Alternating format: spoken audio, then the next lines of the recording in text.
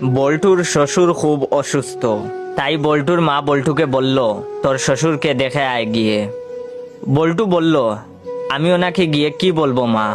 তখন তার মা বললেন, বলবি আব্বা কেমন আছেন, যদি বলে ভালো আছি, বলবি আমিও তাই আশা করি। তারপর জিজ্ঞাসা করবি কোন ডাক্তার দেখাইছিলেন, যে ডাক্তারের নাম বলবে তুই বলবি উনি তো খুব ভালো ডাক্তার ছিল।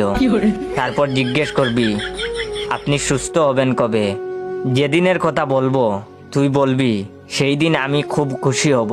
তারপর বল্টু গেল শ্বশুর বাড়িতে, গিয়ে বল্টু বলল, আব্বা কেমন আছেন? বল্টুর শ্বশুর বললেন, আছি তো মরার মতো। বল্টু বলল, আমিও তাই আশা করি। তারপর বল্টু বলল, কোন ডাক্তার দেখাইছিলেন? বল্টুর শ্বশুর বললেন, আজরাইল। তখন বল্টু বলল, উনি তো খুব ভালো ডাক্তার, আব্বা আপনি কবে সুস্থ হবেন? বল্টুর শ্বশুর বললেন, দেহ থেকে যেদিন প্রাণটা বেরিয়ে যাবে সেই দিন। এখন বল্টু যা বলল তা শুনে তো বল্টুর শ্বশুর বেহুশ। বল্টু তার শ্বশুরকে বলল, আব্বা সেই দিন আমি খুব খুশি হব।